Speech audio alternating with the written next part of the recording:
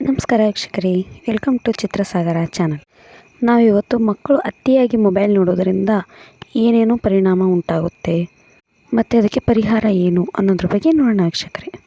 ನಿಮ್ಮ ಮಕ್ಕಳು ಮೊಬೈಲ್ ನೋಡುವುದು ನಿಮಗೆ ದೊಡ್ಡ ಯೋಚನೆಯನ್ನು ಉಂಟು ಮಾಡಿರಬಹುದು. ಅದನ್ನು ಬಿಡಿಸಲು ಪ್ರಯತ್ನಿಸಿ ಸೋತಿರಬಹುದು. ನಿಮ್ಮ ಮಗುವಿನ ಮೊಬೈಲ್ ಅಡಿಕ್ಷನ್ ಅನ್ನು ಬಿಡಿಸಲು ಮತ್ತು ನಿಮ್ಮ ಚಿಂತೆಯನ್ನು ದೂರ ಮಾಡಲು ಈ ವಿಡಿಯೋದಲ್ಲಿ ಕೆಲವು ಮಾಹಿತಿ ಕೊಡುತ್ತೇನೆ. 100% ಇದು ವರ್ಕ್ ಆಗೇ ಆಗುತ್ತೆ ವೀಕ್ಷಕರೇ. ಈ ವಿಡಿಯೋನ ಸ್ಕಿಪ್ ಮಾಡದೆ ಪೂರ್ತಿಯಾಗಿ ನೋಡಿ. ಯಾರಾದರೂ ನನ್ನ ವಿಡಿಯೋನ ಹೊಸದಾಗಿ ನೋಡ್ತಾ ಇದ್ದರೆ ದಯವಿಟ್ಟು ಚಾನಲ್ನ ಸಬ್ಸ್ಕ್ರೈಬ್ ಮಾಡ್ಕೊಳ್ಳಿ. ಮೊದಲು ನಾವು ಮಕ್ಕಳು ಮೊಬೈಲ್ ನೋಡುವುದರಿಂದ ಆಗುವ ಸಮಸ್ಯೆಗಳನ್ನು ತಿಳಿಯೋಣ. ವೀಕ್ಷಕರೇ, ಮಕ್ಕಳು ಅತಿಯಾಗಿ ಮೊಬೈಲ್ ನೋಡುವುದರಿಂದ ಮೊದಲು ಅದರ ಪರಿಣಾಮ ಕಣ್ಣುಗಳಿಗೆ ಆಗುತ್ತದೆ. ಮೊಬೈಲ್ನಿಂದ ಹೊರಬರುವ ವಿಕಿರಣ ಅಂದರೆ ರೇಡಿಯೇಷನ್ ಮಕ್ಕಳಿಗೆ ತುಂಬ ಹಾನಿಕಾರಕವಾಗಿರುತ್ತದೆ. ಇದರಿಂದ ಕಣ್ಣುಗಳು ಕೆಂಪಾಗಿ ಒಣಗಲು ಪ್ರಾರಂಭಿಸುತ್ತವೆ. ವೀಕ್ಷಕರೇ, ಅಷ್ಟೇ ಅಲ್ಲದೆ ಈ ವಿಕಿರಣ ಅಂದರೆ ರೇಡಿಯೇಷನ್ ಮಕ್ಕಳಿಗೆ ತುಂಬ ಹಾನಿಕಾರಕವಾಗಿರುತ್ತದೆ. ಇದರಿಂದ ನರ ದೌರ್ಬಲ್ಯ ಕೂಡ ಉಂಟಾಗುತ್ತೆ ವೀಕ್ಷಕ. ಇದರಿಂದ ಮಾತನಾಡುವ, ಉಸಿರಾಡುವ ಮತ್ತು ಕಲಿಯುವ ಸಾಮರ್ಥ್ಯದಲ್ಲಿ ಇಳಿಕೆ ಕಾಣಬಹುದು. ಇನ್ನೊಂದು ಬಹಳ ಅಪಾಯಕಾರಿ ವಿಷಯವೇನೆಂದರೆ, ಸಂಶೋಧನೆಯೊಂದು ಉಲ್ಲೇಖಿಸಿದ ಪ್ರಕಾರ ಮೊಬೈಲ್ ವಿಕಿರಣದಿಂದ ಮಕ್ಕಳಲ್ಲಿ ಕ್ಯಾನ್ಸರ್ಗೆ ಕಾರಣವಾಗಬಹುದು. ಇದು ಮೆದುಳಿನ ಗಡ್ಡೆ ಅಂದರೆ ಬ್ರೈನ್ ಟ್ಯೂಮರ್ಗೂ ಈ ವಿಕಿರಣಗಳೇ ಕಾರಣವಾಗುತ್ತದೆ.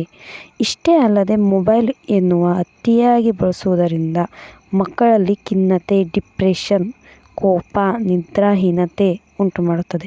ಮಾನಸಿಕ ಕಾಯಿಲೆಯೂ ಕಾಡಬಹುದು. ವೀಕ್ಷಕರೇ, ಸಮಸ್ಯೆ ಇದೆ ಅಂದ ಮೇಲೆ ಪರಿಹಾರವೂ ಇರಲೇಬೇಕಲ್ಲವೇ? ಮಕ್ಕಳನ್ನು ಗಿಡವಾಗಿದ್ದಾಗಲೇ ಬಗ್ಗಿಸಬೇಕು. ವೀಕ್ಷಕರೇ, ಮಕ್ಕಳಿಗೆ ಈ ಮೊಬೈಲ್ ಅಡಿಕ್ಷನ್ ಅನ್ನುವುದು ಬಹಳ ಬೇಗನೆ ಆಗುತ್ತದೆ. ಇದು 2-3 ವರ್ಷದ ಮಕ್ಕಳಿಂದ ಪ್ರಾರಂಭವಾಗುತ್ತದೆ. ವೀಕ್ಷಕರೇ, ಈ ವಯಸ್ಸಿನಲ್ಲಿ ಮಕ್ಕಳು ದೊಡ್ಡವರನ್ನು ಅನುಕರಿಸುತ್ತಾರೆ. ನಾವು ಏನು ಮಾಡುತ್ತೇವೆಯೋ ಮಕ್ಕಳು ಅದನ್ನೇ ಅನುಕರಿಸುತ್ತಾರೆ. ವೀಕ್ಷಕರೇ, ಮಕ್ಕಳಿಗೆ ನಾವು ಏನೇ ಕಲಿಸಬೇಕೆಂದಿದ್ದರೂ ಮೊದಲು ನಾವು ಅದನ್ನು ಕಲಿಯಬೇಕು. ಮಕ್ಕಳಿಗೆ ಏನನ್ನಾದರೂ ಬಿಡಿಸಬೇಕೆಂದಿದ್ದರೆ ಮೊದಲು ನಾವು ಬಿಡಬೇಕು. ಈ ಸಿಂಪಲ್ ಟ್ರಿಕ್ ಉಪಯೋಗಿಸಿ 50% ಮಕ್ಕಳಿಗೆ ಮೊಬೈಲ್ ಅತಿಯಾಗಿ ಬಳಸುವ ಅಭ್ಯಾಸವನ್ನು ಬಿಡಿಸಬಹುದು. ಇನ್ನು ಉಳಿದ 50%ಗೆ ಏನು ಮಾಡಬೇಕೆಂಬುದನ್ನು ನೋಡೋಣ ವೀಕ್ಷಕರೇ. ಡಾಕ್ಟರ್ಸ್ ಪ್ರಕಾರ ಮೊದಲ 6 ವರ್ಷಗಳಲ್ಲಿ ಮಕ್ಕಳ ಮೆದುಳು ತುಂಬ ವೇಗವಾಗಿ ಬೆಳೆಯುತ್ತದೆ. ಈ ಹೊತ್ತಿನಲ್ಲಿ ಮಕ್ಕಳು ಯಾವುದಾದರೂ ರಚನಾತ್ಮಕ ಕಾರ್ಯದಲ್ಲಿ ತೊಡಗಬೇಕು. ಅದಕ್ಕಾಗಿ ಮಕ್ಕಳಿಗೆ ಹೊರಾಂಗಣ ಆಟಗಳಿಗೆ ಹೆಚ್ಚು ಪ್ರೋತ್ಸಾಹ ನೀಡಿ. ಮಕ್ಕಳಲ್ಲಿ ಸ್ವಚ್ಛಂದವಾಗಿ ಹೊರಗೆ ಆಡುವ ಆಸೆ ಇರುತ್ತದೆ. ಹಾಗಾಗಿ ಮಕ್ಕಳನ್ನು ಸ್ವಚ್ಛಂದವಾಗಿ ಹೊರಗೆ ಆಡಲು ಬಿಡಿ. ಅವರನ್ನು ಮನೆಯಲ್ಲಿಯೇ ಕೂಡಿ ಹಾಕುವುದರಿಂದ ಸಮಯ ಕಳೆಯಲು ಮೊಬೈಲ್ ನೋಡುವ, ಅದನ್ನು ನೋಡುತ್ತಾ ಚಟವಾಗಿ ಪರಿಣಮಿಸುವ ಅವಕಾಶಗಳಿರುತ್ತವೆ. ಅವರಿಗೆ ಒಳ್ಳೆಯ ಪುಸ್ತಕಗಳನ್ನು ಗಿಫ್ಟ್ ಆಗಿ ಕೊಡಿ. ಸ್ಪೋರ್ಟ್ಸ್ ಬಗ್ಗೆ ಆಸಕ್ತಿ ಮೂಡಿಸಿ ಅವರೊಂದಿಗೆ ಸಮಯ ಕಳೆಯಿರಿ. ನೀವು ಅವರೊಂದಿಗೆ ನ್ಯೂಸ್ ಪೇಪರ್ ಇಲ್ಲ ಪುಸ್ತಕಗಳನ್ನು ಹಿಡಿದು ಓದಿ. ಅವರ ಮುಂದೆ ಆದಷ್ಟು ಮೊಬೈಲ್ ಬಳಸುವುದನ್ನು ನಿಯಂತ್ರಿಸಿ. ಅವರಿಗೆ ಕಥೆಗಳನ್ನು ಹೇಳಿ, ಆಕರ್ಷಕವಾದ ಆಡುವ ಸಾಮಗ್ರಿಗಳನ್ನು ಕೊಡಿಸಿ. ಆ ಸಾಮಗ್ರಿಗಳಿಂದ ಅವರಿಗೆ ಮೊಬೈಲ್ ಬಳಸುವ ಆಸಕ್ತಿ ಕಡಿಮೆ ಆಗಬಹುದು. ಈ ಟ್ರಿಕ್ಸ್ಗಳನ್ನು ಫಾಲೋ ಮಾಡೋದರಿಂದ ಆದಷ್ಟು ನಿಮ್ಮ ಮಗು ಮೊಬೈಲ್ ಅಡಿಕ್ಷನ್ನಿಂದ ಹೊರಗೆ ಬರಬಹುದು. ವೀಕ್ಷಕರೇ, ನಿಮಗೆ ಇನ್ನೊಂದು ವಿಷಯವನ್ನು ಹೇಳಲೇಬೇಕು.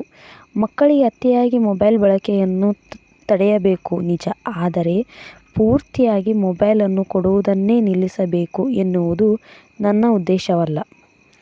ಈಗಿನ ಟೆಕ್ನಾಲಜಿ ಯುಗದಲ್ಲಿ ಮಕ್ಕಳು ಎಲ್ಲವನ್ನೂ ತಿಳಿದುಕೊಳ್ಳುವುದು ಮುಖ್ಯ.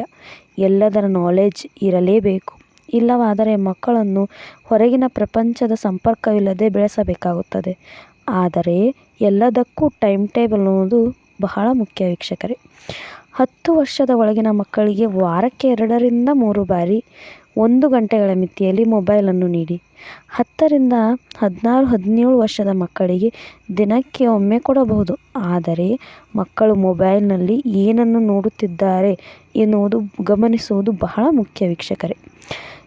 ನೀವು ಮಕ್ಕಳಿಗೆ ಪ್ರತ್ಯೇಕ ಮೊಬೈಲ್ ಒಂದನ್ನು ಇಟ್ಟಿರಬಹುದು. ಒಂದು ವೇಳೆ ಹೀಗೇನಾದರೂ ಇದ್ದಲ್ಲಿ ಪೇರೆಂಟ್ಸ್ ಕಂಟ್ರೋಲಿಂಗ್ ಆ್ಯಪ್ಗಳ ಸಹಾಯದಿಂದ ಮಕ್ಕಳು ಏನನ್ನು ನೋಡಬೇಕು, ಏನನ್ನು ನೋಡಬಾರದು ಎಂಬುದನ್ನು ನಿರ್ಧರಿಸಿ ಸೆಟ್ ಮಾಡಿ ಮೊಬೈಲನ್ನು ಮಕ್ಕಳಿಗೆ ನೀಡಿ. ವೀಕ್ಷಕರೇ, ನೀವು ನಿಮ್ಮ ಮಕ್ಕಳಿಗೆ ಬೈಯುವುದರಿಂದ ಇಲ್ಲ ಹೊಡೆಯುವುದರಿಂದ ಮೊಬೈಲನ್ನು ನೋಡುವುದು ಬಿಡುವುದಿಲ್ಲ. ಬದಲಾಗಿ ಕದ್ದು ಮುಚ್ಚಿ ಮೊಬೈಲನ್ನು ನೋಡುವ ಅಭ್ಯಾಸ ರೂಢಿಸಿಕೊಳ್ಳಬಹುದು. ಇದು ಬಹಳ ಡೇಂಜರಸ್. ಸೊ ಮಕ್ಕಳಿಗೆ ಪ್ರೀತಿಯಿಂದ ಮೊಬೈಲ್ನಿಂದ ಆಗುವ ದುಷ್ಪರಿಣಾಮಗಳ ಬಗ್ಗೆ ಹೇಳಿ.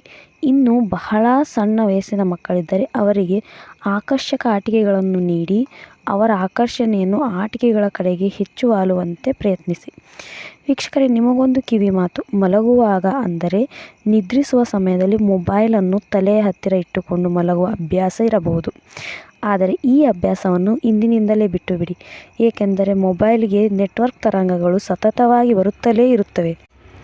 ಇವು ಮೆದುಳಿಗೆ ತೊಂದರೆ ಕೊಡುತ್ತದೆ. ಆದ್ದರಿಂದ ಮಲಗುವಾಗ ಮೊಬೈಲನ್ನು ದೂರವಿಟ್ಟು ಮಲಗಿ. ಇಷ್ಟು ಟ್ರಿಕ್ಸನ್ನು ಫಾಲೋ ಮಾಡಿ 100% ನಿಮ್ಮ ಮಕ್ಕಳು ಮೊಬೈಲನ್ನು ನೋಡುವುದನ್ನು ನಿಯಂತ್ರಿಸಬಹುದು. ಈ ವಿಡಿಯೋ ನಿಮಗೆ ಇಷ್ಟವಾಗಿದ್ದರೆ ದಯವಿಟ್ಟು ಲೈಕ್ ಮಾಡಿ, ಶೇರ್ ಮಾಡಿ, ಚಾನಲ್ನ ಸಬ್ಸ್ಕ್ರೈಬ್ ಮಾಡಿಕೊಳ್ಳಿ. Thank you.